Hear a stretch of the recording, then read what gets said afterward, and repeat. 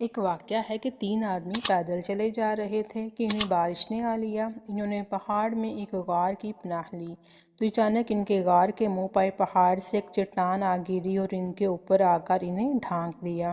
انہوں نے ایک دوسرے سے کہا، تم اپنے نیک اعمال پر نظر ڈالو جو تم نے صرف اور صرف اللہ تعالیٰ کے لیے کیے ہیں، اور ان کے وسیلے سے اللہ تعالیٰ سے دعا کرو شاید وہ اس بندش اور قید سے ہمیں آزاد کر دے۔ اس پر ان میں سے ایک نے کہا کہ اے اللہ تعالیٰ، میرے انتہائی بوڑھے والدین ہیں، بیوی اور چھوٹے چھوٹے بچے ہیں جن کی میں دیکھ بھال کرتا ہوں۔ جب شام کو اپنے جانور چرانے کے بعد ان کا دودھ نکالنے کے بعد میں گھر آتا ہوں تو سب سے پہلے دودھ دینے کا آغاز میں اپنے والدین سے کرتا ہوں اور اپنے بچوں سے پہلے اپنے والدین کو دودھ پلاتا ہوں۔ ایک دن مواشیوں کے چلنے کی قابل درختوں کی تلاش مجھے بہت دور لے گئی اور میں رات سے پہلے گھر نہ پہنچ سکا۔ میں نے انہیں پایا کہ وہ دونوں سو چکے ہیں۔ میں جس طرح ہر روز دودھ نکالتا تھا ویسے ہی دودھ لے کر آیا اور ان کے سرہانے کھڑا ہو گیا۔ مجھے یہ بھی ناپسند تھا کہ ان کو نیند سے جگاؤں اور یہ بھی گوارا نہ تھا کہ میں ان سے پہلے اپنے بچوں کو پلاؤں، جبکہ بچے بھوک کی شدت سے بلکتے ہوئے میرے قدموں میں لوٹ پوٹ ہو رہے تھے اور میں اسی حال میں کھڑا رہا یہاں تک کہ صبح طلوع ہو گئی۔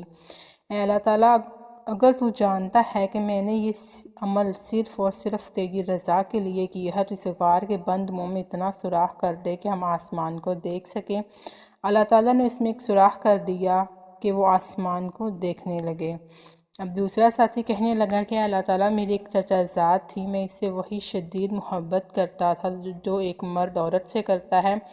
میں نے اس سے اپنے لیے خود اسی کو مانگا۔ اس نے اس وقت تک میری بات ماننے سے انکار کر دیا یہاں تک کہ میں نے اسے 100 دینار لا کر دوں۔ میں انہیں حاصل کرنے میں لگا یہاں تک کہ 100 دینار اکٹھے کر لیے۔ پھر جب میں اس کے دونوں قدموں کے درمیان پہنچا تو کہنے لگی، اللہ کے بندے، اللہ سے ڈر اور حق کے نکاح کے بغیر یہ سب نہ کر۔ تو تیرا نام سن کر میں اس سے الگ ہو کر کھڑا ہو گیا۔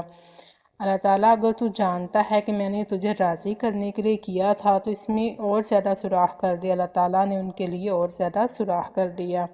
اب تیسرے نے دعا کرتے ہوئے کہا کہ اے اللہ تعالیٰ، میں نے ایک مزدور کو چاولوں کے ایک فرق 3 سہ تقریباً 7.5 کلوگرام کی اجرت کے عوض کام پر لگایا۔ جب اس نے اپنا کام پورا کر لیا تو کہا، میرا حق اجرت ادا کرو۔ میں نے اسے اس کا فرق 3 سہ چاول پیش کیے۔ وہ اسے کم قرار دیتے ہوئے اس کو چھوڑ کر چلا گیا۔ میں مسلسل اس 3 سہ چاولوں کو کاشت کرنے لگا یہاں تک کہ میں نے اس کی آمدنی سے گائے کے بہت سے ریوڑ اور ان کو چرانے والے غلام اکٹھے کر لیے۔ پھر مدت بعد وہ میرے پاس واپس آیا اور کہا، اللہ سے ڈرو، میرے حق میں مجھ پر ظلم نہ کرو۔ میں نے کہا، ان گاؤں کے ریوڑوں اور انہیں چرانے والے غلاموں کی طرف جاؤ اور انہیں لے لو۔ اس نے کہا، اللہ سے ڈرو، میرے ساتھ مذاق تو نہ کرو۔ میں نے کہا، میں مذاق نہیں کر رہا، یہ سب گائیں اور ان کو چرانے والے غلام لے جاؤ، اور وہ انہیں لے کر چلا گیا۔ اے اللہ تعالیٰ، اگر تو جانتا ہے کہ میں نے یہ صرف تجھے راضی کرنے کے لیے کیا تھا تو جو حصہ باقی رہ گیا اسے بھی کھول دے۔ تو اللہ تعالیٰ نے باقی حصہ بھی کھول دیا اور وہ تینوں آزاد ہو کر غار سے باہر نکل آئے۔